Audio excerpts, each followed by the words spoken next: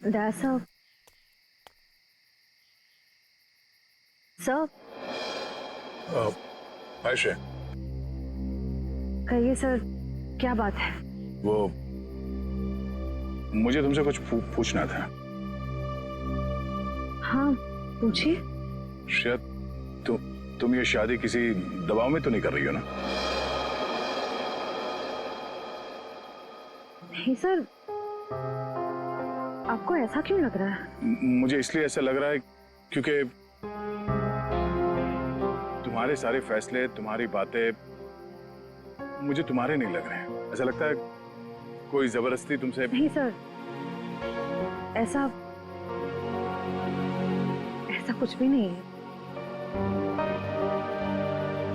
शायद तुम मुझे बताना नहीं चाहती हो तो ये अलग बात है, पर कुछ तो है जो तुम्हें मजबूर कर रही है शादी करने के लिए।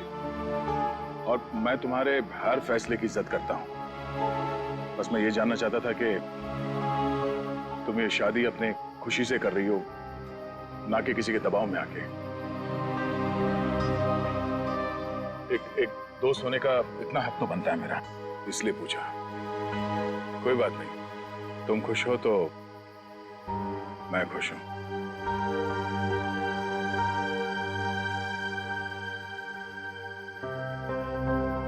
ठीक है, अपना ख्याल रखना।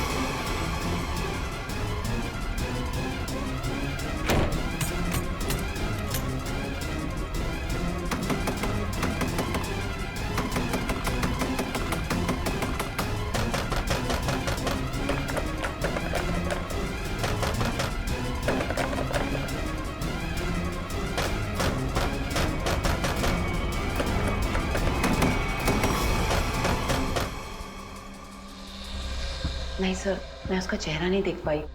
वो मास्क पहने हुआ था। समझ नहीं आ रहा है कोई मुझे क्यों मारने की कोशिश करेगा। सर, जब बिपाशा जी काफी देर तक चेंजिंग रूम से बाहर नहीं आई तो मैं चेंज रूम तक गया। मैंने देखा सर कि अंदर से कुछ अजीब सी आवाजें आ रही हैं। तब मैं अंदर गया, लेकिन वहां कोई भी नहीं था सर। बिपाशा जी बाथरूम के अंदर लॉक थी। आज कोई अनजान आदमी जिम के अंदर आया? नहीं सर।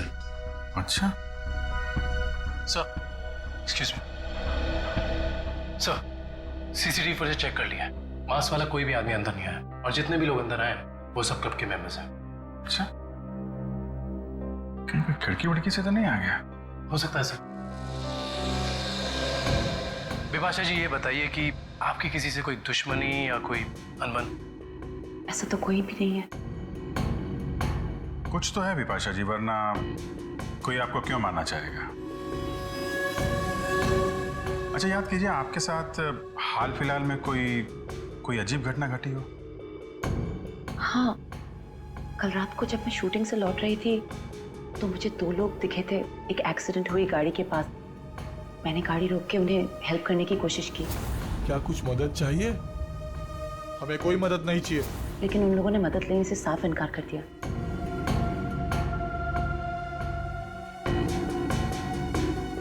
आपको उनमें कुछ अजीब लगा? हाँ, एक के कंधे पे चोट लगी हुई थी और खून बह रहा था। और उन लोगों का बिहेवियर बहुत ही स्ट्रेंज था, जैसे कि वो कुछ छुपाने की कोशिश कर रहे थे। और हाँ, डिक्की के पास कुछ लगा हुआ था, शायद खून। खून? मतलब कोई गुनाह छिपाने की कोशिश कर रहे थे वो लोग। उन्होंने आपको देख लिया और उन्हें लगा कि आप गवाह बन सकती हैं, इसलिए आपके पीछे पड़े हुए हैं वो लोग। वो दोनों दिखने में कैसे थे? बहुत रात हो चुकी थी और वहाँ ज़्यादा देर रुकना मुझे ठीक नहीं लगा। मैं ठीक तरह से आपको बता नहीं पाऊंगी कि वो लोग कैसे दिखने में थे, ठीक है, अब हम आपके पास एक स्केच आर्टिस्ट भेज देंगे। आपको जो कुछ भी याद है एक रफ स्केच बनवा दीजिएगा उसका। जी। बिपाशा जी, आपको उस गाड़ी का रंग, मॉडल, नंबर कुछ याद है? हाँ, वो एक वाइट सेडान थी, लेकिन नंबर याद नहीं है। उन दोनों को एग्जैक्टली आपने किस रोड पर देखा था? घोरबंदर रोड, नर्सरी के पास। हाँ फ्रेडी बता। अभिजीत सर, मुझे यहाँ चेंजिंग रूम के दरवाजे पे खून मिला है। खून? कहीं ऐसा तो नहीं कि बिपाशा जी को हाथापाई के दौरान चोट लगी हो? बिपाशा जी, आपको कहीं चोट लगी है क्या? नहीं तो एक्चुअली वहाँ दरवाजे पे हमें खून मिला है। वो शायद उस हमलावर का हो।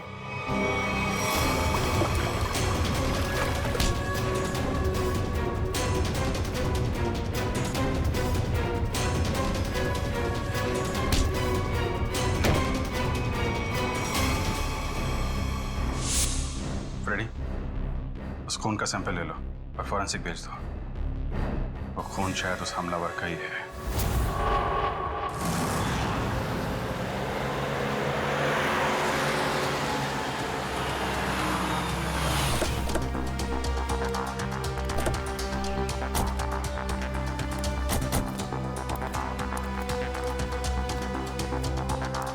तो तुम्हारी गाड़ी यहीं पर रुकी थी? जी साहब। फिर क्या हुआ? साहब काफी अंधेरा था। मैं तो गाड़ी रोकता नहीं, पर बिपाशा मैम के कहने पर रुकना पड़ा। वो दोनों कहाँ पे थे? साहब यहीं पे खड़े थे, यहाँ पे। वहाँ? जी। चलो आओ दिखाओ। कहाँ पर? साहब यहाँ खड़े थे। यहाँ पर? जी।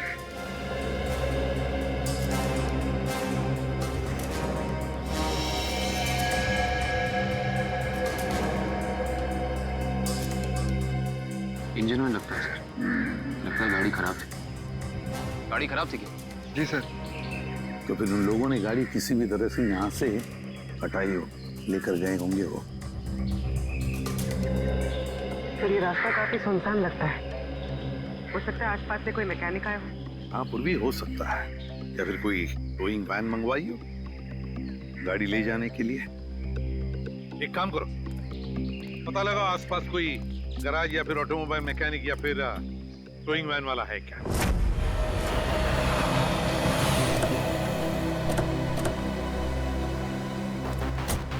दरअसल टोइंग वैन ने घोड़बंदर रोड से एक सफेद रंग की सेडान कार को उठाया था। कहाँ है गाड़ी? चलिए रही।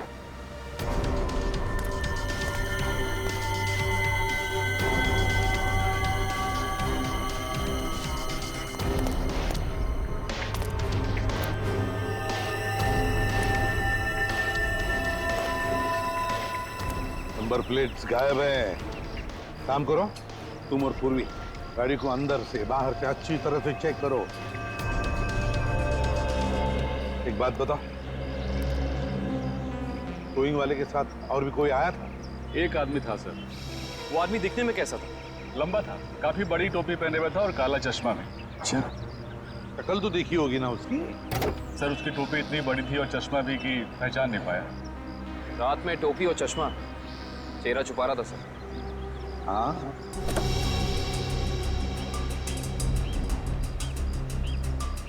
एक बात बताओ, ये गाड़ी जब स्क्रैप करने के लिए तुम्हारे पास आती है तो उसके पेपर्स वगैरह चेक किए थे तुमने? सर, ज्यादातर उसके ऑनर्स ही आते हैं, इसलिए जरूरत महसूस नहीं होगी। जरूरत महसूस नहीं पड़ी है? गाड़ी के पेपर चेक नहीं किए? आरटीओ को इन्फॉर्म करना पड़ता है, आरटीओ की परमिशन लेनी पड़ती है। ये सब कुछ भी नहीं किया तुमने। इस तरह से काम करते हो तुम?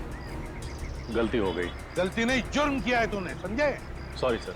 सॉरी सर, गलती हो गई। सर, सर गाड़ी में पेपर नहीं है और केसी नंबर भी बुरज के निकाल दिया गया है। ये लो, पेपर्स नहीं, केसी नंबर नहीं।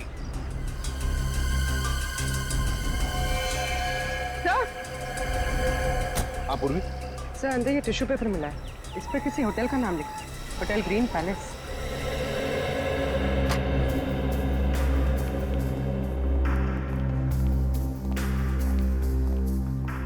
आप इस होटल के मैनेजर? Yes sir. देखिए, हम लोग सीआईडी से। इस गाड़ी को देखिए, ये गाड़ी आपके होटल के किसी गेस्ट की है। क्या आप जानते हैं इस गाड़ी के बारे में? ये गाड़ी तो हमारे गेस्ट मिस्टर आनंद की है। क्या हुआ सर इन्हें? एक्चुअली हमें आनंद के बारे में थोड़ी जानकारी चाहिए थी आपसे। हाँ हाँ सर, पूछिए। ये आनंद जी पिछली बार आपके होटल में कब ठहरे थे? सर अभी 2 दिन पहले तो उन्होंने यहाँ से चेकआउट किया है। अच्छा, आनंद जी की कोई फोटो या आईडी वगैरह कुछ है आपके पास? हाँ सर, उनका फोटो आईडी है मेरे पास। वो गेस्ट की लिस्ट देना। ये रही सर, मिस्टर आनंद की डिटेल्स। सर बिपाशा जी ने जो स्केच बनवाया था और इस फोटो में तो बहुत फर्क है सर। अच्छा, चेकआउट के बाद ये आनंद कहाँ गए हैं, उन्होंने कुछ बताया आपको? कोई खबर है इस बारे में?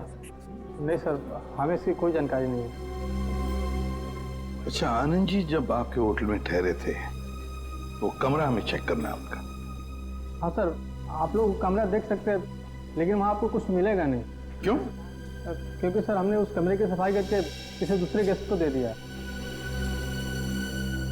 अच्छा, आनंद के कमरे को कौन सर्विस दे रहा था? आपका स्टाफ मेंबर, जरा उसे बुलाइए। रौनक, आनंद जी के बारे में क्या जानते हो? आनंद साहब बहुत बड़े दिल वाले हैं। जब उनका बैग उनके गाड़ी के पास ले गया तो उन्होंने मुझे 200 रुपए की टिप दी, पूरे 200 रुपए की। अच्छा, 200 रुपए की टिप? हाँ सर। यहाँ से होटल से चेकआउट करने के बाद वो कहाँ गए? नहीं साहब, नहीं मालूम। चलो, कभी आनंद जी को किसी के साथ फोन पर बात करते हुए सुना है? नहीं साहब। याद करो, शायद कुछ सुना होगा, याद करो। हाँ साहब, और बाहर निकलने के बाद जब उन्होंने मुझे पैसा दिया तो उनके पास 2 लोग आए। अच्छा, क्या वो 2 लोग कुछ ऐसे दिखते थे? नहीं साहब, ये ऐसे नहीं दिखते थे। तो फिर कैसे दिखते थे? आनंद साहब के यहाँ काम करने वाले लग रहे थे। क्या क्या बातें हो रही थी इन तीनों के बीच में? आनंद साहब एक नक्शा दिखाकर बोले कि इस मंदिर के पास जल्दी जाना है। मंदिर के पास? मंदिर के पास जल्दी जाना है क्या ये चक्कर इस मंदिर का? कौन सा मंदिर है ये? पता लगाना पड़ेगा। एक काम करो, 2 दिन पहले आनंद जी का फोन रात को कहां पर था ये ट्रेस करो। सर, आनंद का फोन 2 दिन पहले इसी एरिया में ट्रैक किया गया है और तब से उसका फोन बंद आ रहा है। कर क्या रहा था वो यहाँ जंगल में? और सर, विपाशा जी ने जिन 2 लोगों को घोड़बंदर रोड पे बात करते हुए सुना था, रोड यहीं पास में है सर। अच्छा, हाँ, वो 2 जन जी पास वाले रोड पे बात कर रहे थे। इन दोनों चीजों का कोई ना कोई संबंध जरूर है, जरूर है संबंध। देखो जरा अच्छी तरह से। हाँ,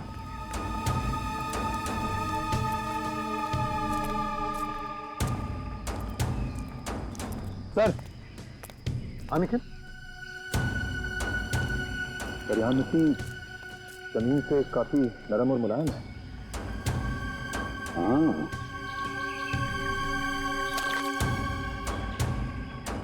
लगता है हाल ही में खुदाई की गई है यहाँ पर। सर, हाँ काविन। सर, यहाँ पे जमीन खुदी हुई लग रही है। लगता है हाल ही में खोदी गई है। जमीन थोड़ी ऊंची भी है, अलग सी लग रही है। अच्छा, काम करते हैं, दोनों जगह खोदते हैं, देखते हैं क्या छुपा है जमीन के नीचे।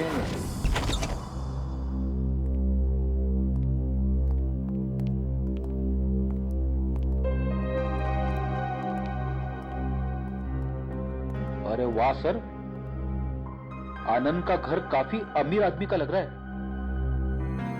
और मुजरिम भी है।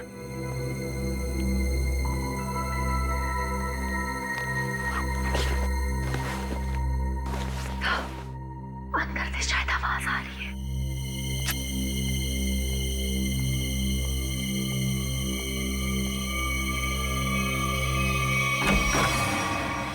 हिलना मत।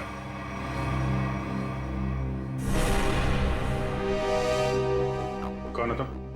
आनंद कहाँ है? मुझे नहीं मालूम। चोरी करने आया? मैं चोर नहीं, पुलिस वाला हूं। मेरा आईडी कार्ड।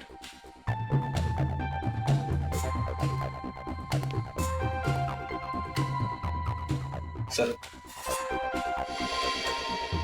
इंस्पेक्टर विशाल जी, आप लोग कौन हैं? सीआईडी मुंबई। सर, तो इंस्पेक्टर विशाल यहाँ क्या करने आए थे? क्या चल रहा है यहाँ पे? सर मैं उन 2 अपराधियों की तलाश में आया हूँ जिन्हें आनंद ने चोरी का कॉन्ट्रैक्ट दिया था। उनकी फोटो है तुम्हारे पास? नहीं सर, वो दोनों अपना भेष बदलकर अलग अलग शहरों में लूटपाट और खून खराबा करते हैं। कुछ मिला आपको यहाँ पे? नहीं सर, मैं ढूंढना शुरू ही किया था कि आप लोग आ गए। ठीक है, छान मारो पूरा घर।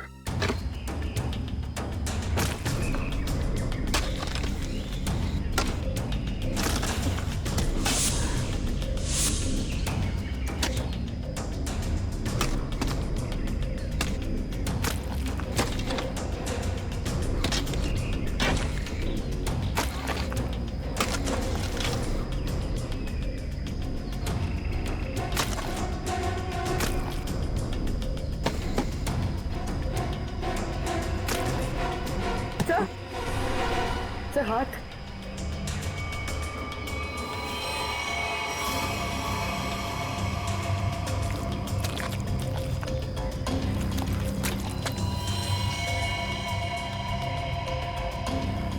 माय गॉड, यहाँ तो 2 लाशें। सर सब जगह देख लिया, कुछ नहीं मिला। हाँ सर, ऐसा लगता है जैसे आनंद ने अपने पीछे कुछ छोड़ा ही नहीं है। कमाल है।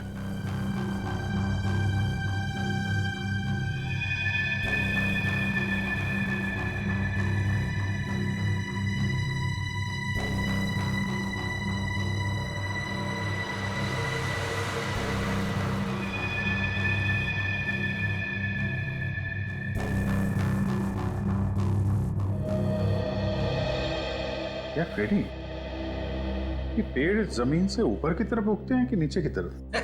क्या बात कर रहे हो सर, पेड़ तो जमीन के ऊपर उगते हैं ना। हाँ वही मुझे भी लगा, लेकिन इस पेंटिंग में पेड़ नीचे की तरफ है। अरे हाँ, अरे पेंटिंग उल्टी लगी है यार, और क्या।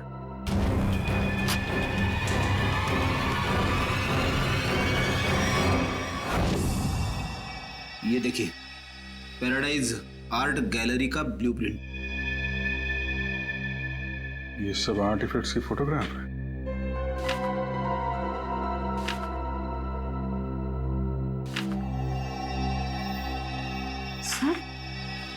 सर ये आर्टिफैक्ट, सर इसे तो कुछ दिन पहले सिटी म्यूजियम से चोरी किया गया था। सर इसकी कीमत तो करोड़ों में है। तो ये आनंद उन दोनों मुजरिमों से आर्टिफैक्ट्स की चोरी कराता है और कहीं बेचता है? जी सर। अच्छा सर इस पे कुछ लिखा है सर। 15000001 केल्वा।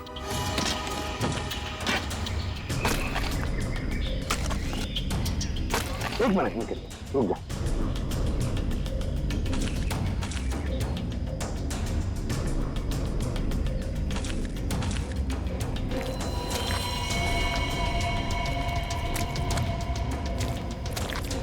दो लाशें हैं सर।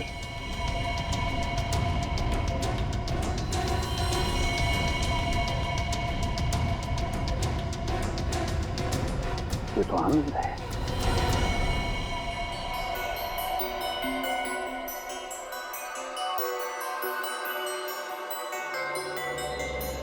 डॉक्टर साहब, इन बॉडी से कुछ पता चला? हाँ काविन, इन 3 लोगों को तो गोली से मारा गया, लेकिन ये चौथा, ये आनंद, इसकी कहानी कुछ अलग है। हाँ सर, इसके तो चेहरे और सर पे चोट के निशान थे। बिल्कुल पूर्वी, इसके सर पर 2 चोट के निशान हैं, 2 अलग अलग किस्म की चोट के निशान। ये देखो, ये निशान किसी भारी वजनदार चीज की वार से हुआ है और इसकी वजह से इसकी खोपड़ी टूट गई। वो देखो। और ये जो दूसरा घाव जो इसके सर के अंदर तक हुआ है, वो किसी नुकीली चीज से किया गया है, शायद किसी कुल्हाड़ी से। इसका मतलब आनंद के सर पे 2 अलग अलग हथियारों से वार किया गया है। राइट शे, 2 अलग अलग हथियारों से वार एक ही वक्त पे इसका मतलब हो सकता है वार करने वाले भी दो अलग अलग लोग हों। सर एक बात समझ में नहीं आ रही है, अगर खूनी इन तीनों को गोली से मार सकता था तो आनंद को, सर आनंद को इस तरह मारने की वजह टॉर्चर तो नहीं है? इसका मतलब एक बात तो तय है सर कि आनंद की इन दोनों हमलावरों से कोई गहरी दुश्मनी होगी, वरना कोई किसी को इतना दर्द देकर क्यों मारेगा इतनी बेरहमी से? सर उस बेल बॉय ने इन दो आदमियों को पहचान लिया था, ये आनंद के साथ ही थे। और ये चौथा आदमी शायद इन लोगों से मिलने जंगल में गया था किसी काम से। और इतना ही नहीं सर, उन्होंने आनंद को मारा और उसकी गाड़ी भी लेके भाग गए। अच्छा, जिम के चेंजिंग रूम में जो खून मिला था उससे कुछ पता चला? नहीं काविन, वो सैंपल्स हमारे रिकॉर्ड में किसी से मैच नहीं होते। लेकिन बिपाशा को जिस आदमी ने मारा था, जिसने हमला किया था, उसे एक खास किस्म की बीमारी है जो हमारे देश में बहुत कम गिने चुने लोगों को होती है। कौन सी बीमारी सर? इस बीमारी का नाम है वाइटलाइटिसिस। सर इस बीमारी में क्या होता है? इस बीमारी में इंसान की मसल्स में एक अजीब किस्म का डिसऑर्डर पैदा हो जाता है। उसकी मसल्स लूज पड़ने लगती है, कहीं भी किसी भी जगह अचानक उसकी मसल्स में झटका आना शुरू हो जाता है। और इस बीमारी को पूरी तरह ठीक करने का इलाज अभी तक डेवलप नहीं हुआ है। लेकिन इस बीमारी के असर को कम करने का इलाज जरूर है, और वो इलाज हमारे शहर में सिर्फ 2 अस्पतालों में होता है। फिर तो इन दोनों हॉस्पिटल्स में जाकर चेक करना पड़ेगा। हो ना हो ये हमलावर वहां अपना इलाज कराने जरूर आता होगा। सर ये भुवन नाम का आदमी सिटी हॉस्पिटल में विटालिसिस का इलाज करवा रहा है, और जैसा कि बिपाशा ने बताया था कि हमला करने वाले की कदकाठी कैसी है, इसकी कदकाठी भी बिल्कुल वैसी है। और सबसे खास बात, पैसे की कमी होने के कारण कुछ महीने पहले अपने इलाज रुकवा दिया था इसने, लेकिन अचानक पता नहीं कहां से पैसा आ गया कि फिर इलाज शुरू कर दिया। किसी ने फोन को पैसे दिए थे बिपाशा पर हमला करने के।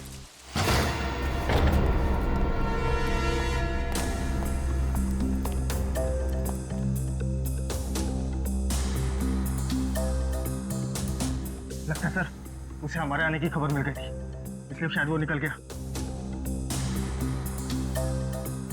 जरूर भाग रहे।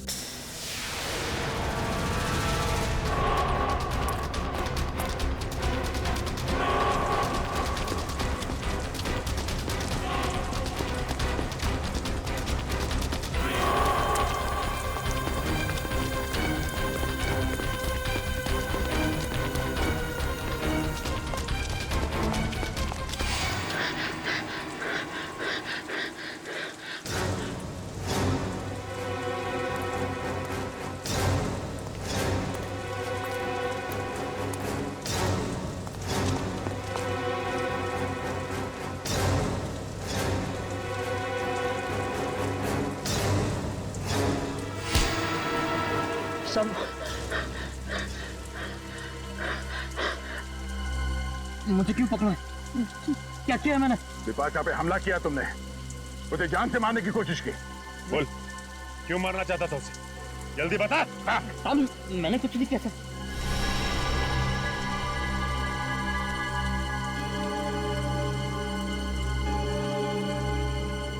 बताता हूँ साहब, बताता हूँ। बता। साहब मुझे पैसों की बहुत जरूरत थी, उन दोनों ने मुझे कहा बिपाशा पर हमला करने के लिए था। इस वक्त वो दोनों कहाँ मिलेंगे? मुझे कुछ नहीं मालूम साहब, कहाँ रहते हैं, कैसे दिखते हैं, कुछ नहीं पता था मुझे उनके बारे में। इनके लिए काम करता है, उनके बारे में कुछ नहीं जानता तू? सच कह रहा हूं साहब, 2 बार वो मुझसे मिले और दोनों बार उनके चेहरे ढके हुए थे साहब, छुपा के रखे हुए थे उन्होंने। तो ऐसे बच नहीं सकता है। उसका नाम, फोन नंबर या पता कुछ तो बताना पड़ेगा, वरना हम तेरी क्या हालत करेंगे ये सोच भी नहीं सकता। समझा? सामने सच कह रहा हूं साहब। बता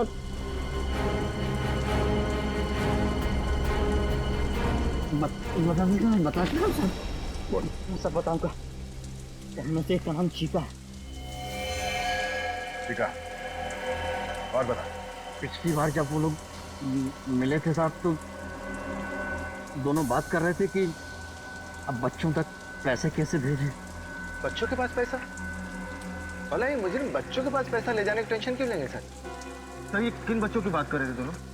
मतलब इनके जान पहचान वाले या वो स्कूल के बच्चे?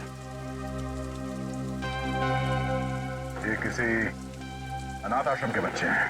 अनाथ आश्रम? हाँ, आनंद के घर से हमें एक चिट्ठी मिली थी जिसपे लिखा था केलवा 150001। केलवा ऑर्फनेज, शहर का सबसे बड़ा अनाथ आश्रम। लेकिन सर ऐसे मुजरिमों का किसी अनाथ आश्रम से क्या लेने देना? इस केलवे अनाथ आश्रम से क्या संबंध है ये तो वहां जाने के बाद ही पता चलेगा। मुजरिम? इंस्पेक्टर दया, ये मासूम बच्चों का अनाथ आश्रम है, यहाँ पे कोई मुजरिम नहीं रहते हैं। माफ कीजिएगा मैम, एक केस की जांच ने हमें यहाँ तक लाया है। हम सिर्फ ये जानना चाहते हैं कि आपके इस ऑर्फनेज में ये चीका कौन है? चीका? हाँ, एक बच्चा रहता था यहाँ पे, चीका नाम का। लेकिन 10 साल हो गए उसको ये अनाथ आश्रम छोड़कर गए हुए। अच्छा, 10 साल पहले आश्रम छोड़कर चला गया था? जी। अच्छा, इस चीका के बारे में और कुछ बता सकती हैं आप हमें? जी हाँ, उसका नाम मोहन था, बहुत ही प्यारा बच्चा था और हम सब उसको प्यार से चीका बुलाते थे। सबका बहुत ध्यान रखता था, हंसाता था, खिलाता था। लेकिन एक दिन अचानक कहाँ गायब हुआ किसी को कुछ पता ही नहीं चला। आपने उनके गायब होने की रिपोर्ट नहीं लिखवाई? हाँ, लिखाई थी, लेकिन उसका कुछ पता नहीं चला। अब तो वो काफी बड़ा भी हो गया होगा। मेरा दिल नहीं मानता कि वो मुजरिम हो सकता है। अब वो मुजरिम है या नहीं ये तो जांच के बाद ही पता चलेगा। हम ये जानना चाहते हैं कि यहाँ ऑर्फनेज में उसका कोई दोस्त या कोई करीबी है जिसके संपर्क में है वो अभी भी? हाँ, उसका एक दोस्त था, शेखर, लेकिन वो भी कुछ महीने बाद अनाथ आश्रम छोड़कर चला गया और एक चिट्ठी लिखकर रख गया था जिसमें लिखा था कि मुझे ढूंढने की कोशिश ना की जाए। सर, हो सकता है ये शेखर ही मोहन का पार्टनर, मेरा मतलब है चीका का पार्टनर।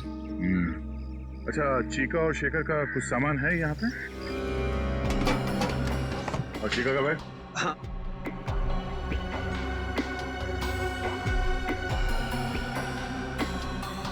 ये चीका का है।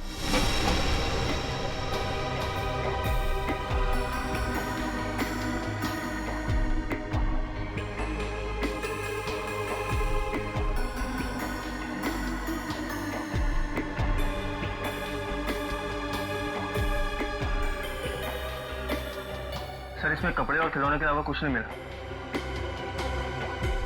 हाँ सर, इनमें तो ऐसा कुछ भी नहीं है जिससे शेखर और मोहन के बारे में पता चल सके।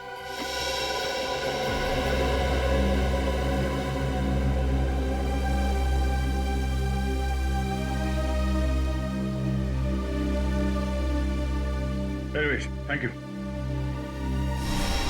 ये क्या लगा तुम्हें? खून कैसे है? हाँ?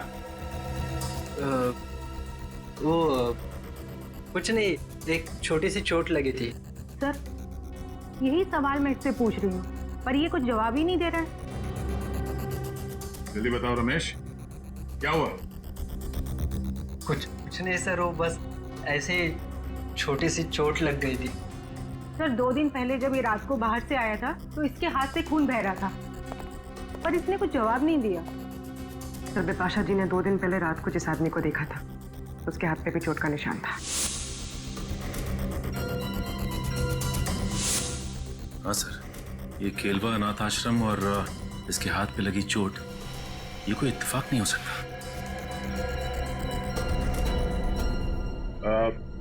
Thank you very much madam, आपने हमारी इतनी मदद की।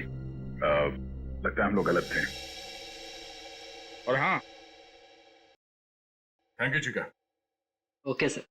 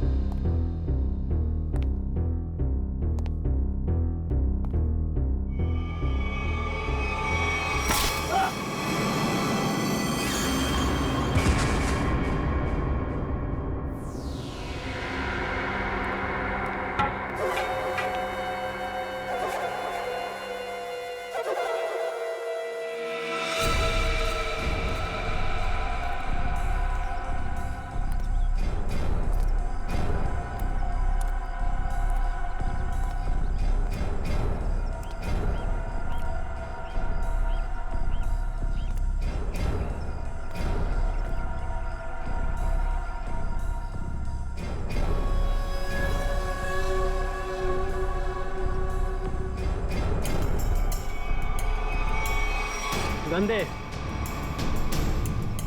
दे इधर।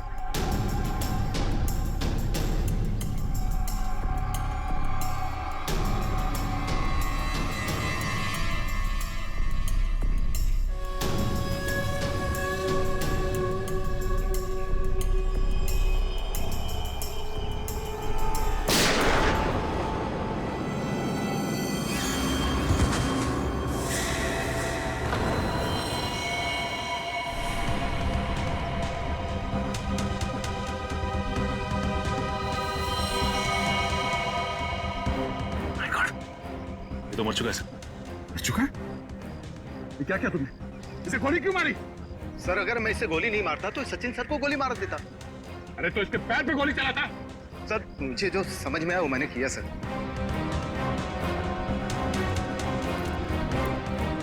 सर ये मोहन तो चला गया, अब कैसे पता चलेगा कि शेखर कौन है और कहाँ है इसका पार्टनर?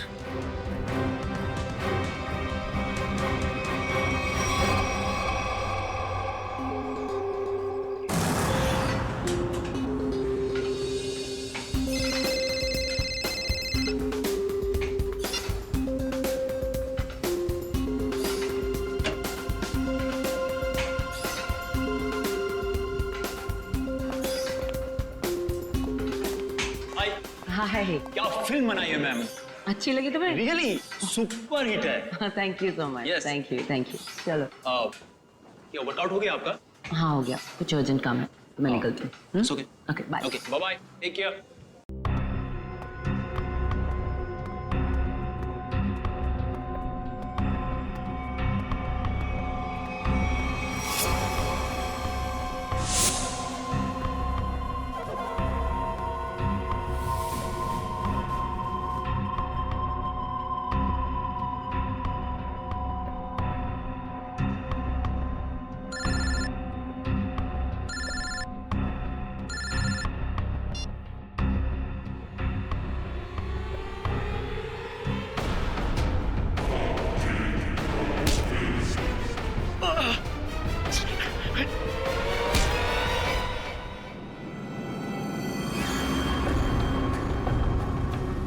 क्यों मारना चाहता तू विपाशा को? तू सर अगर मैंने उसे नहीं मारा तो सर वो लोग मुझे मार देंगे सर। ये देखिए सर, ये देखिए sir.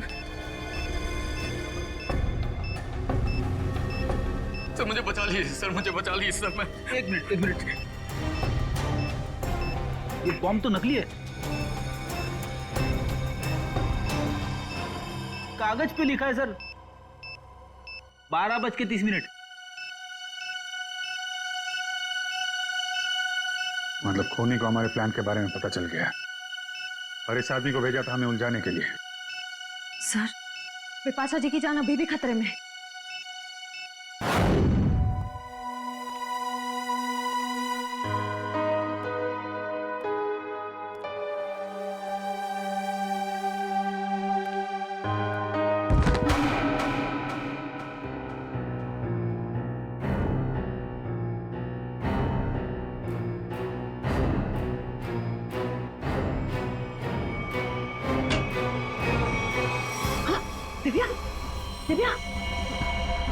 Divya oh my God. Divya क्या हुआ विपाशा जी? और इसे क्या हुआ? किसी ने इस पे हमला किया है। एक काम करते हैं हम इस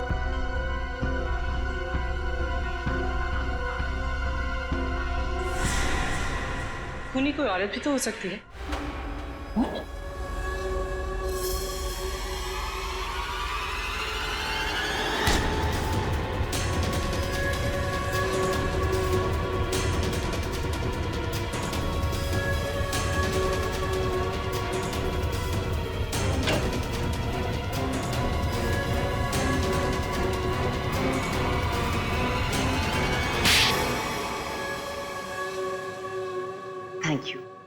आप लोगों ने मेरी जान बचा ली। थैंक यू तो हमें आपको बोलना है। आपने एक मुजरिम को पकड़वाने में हमारी मदद की है।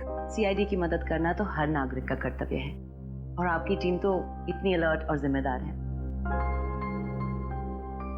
विपाशा जी, आपकी आने वाली फिल्म क्रीचर के लिए आपको बहुत सारी शुभकामनाएं। आपकी फिल्म हिट हो और लोगों को पसंद आए। Thank you so much. हम सब लोग आ रहे हैं देखने के लिए। जरूर, थैंक यू सो मच। क्यों? वो खबर तो हमने जानबूझकर फैलाई थी कि बिपाशा को उसके ऊपर जिसने हमला किया था उसके बारे में बहुत कुछ याद आ गया है। मशहूर फिल्म अभिनेत्री बिपाशा को अपने ऊपर हमला करने वाले के बारे में कुछ खास बातें याद है। सीआईडी की टीम हिप्नोटाइज करने वाले विशेषज्ञ की मदद से उन्हें पूरी बातें याद दिलाने की योजना बना रही है, जिससे वो अपराधी तक पहुंच सके। इतना बड़ा धोखा। हाँ, इतना बड़ा धोखा। क्यों? तुम्हें क्या लगा धोखाधड़ी जालसाजी सिर्फ तुम ही कर सकती हो? हमें पता था कि मोहन का पार्टनर हमारे इस जाल में फंस जाएगा। वो जरूर वापस आएगा बिपाशा को मारने के लिए। वो पार्टनर है तुम, है ना? मैं और मोहन बचपन से साथ साथ बड़े हुए।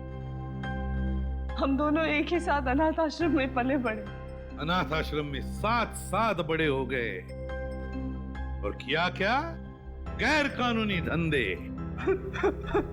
अपनी पहचान तक छुपा ली तुमने। आदमी बनकर लूटपाट और खून भी की है।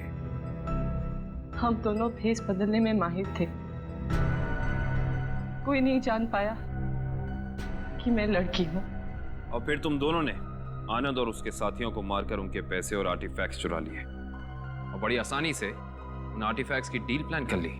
हाँ, वो आर्टिफैक्ट्स हमने चुराए थे आनंद के लिए। उसके बदले में उसने हमें आधे पैसे दिए, और बाकी के आधे पैसे वो अनाथ आश्रम में देने वाला था, लेकिन वो मुकर गया।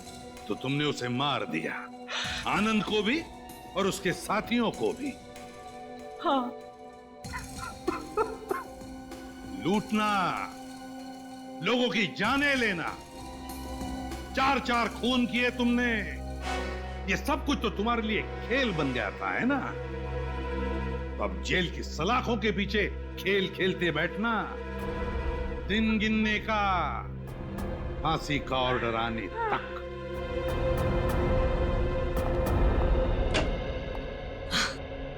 ये लो, आ गई मेरी प्यारी बेटी और हमारी होने वाली बहू। आओ बेटा, हम तुम्हारा इंतजार कर रहे थे। हाय सिद्धार्थ। हेलो। नमस्ते आंटी जी। अरे बेटी, भला कोई ऐसे नमस्ते करता है अपनी होने वाली सास को? जाओ, पैर छूकर उनके आशीर्वाद ले लो, जाओ। अरे अरे, ठीक है बेटा, तुम अभी भी ड्यूटी से आई हो ना, थक गई होगी। तुम जाओ, मुंह हाथ धो के आओ।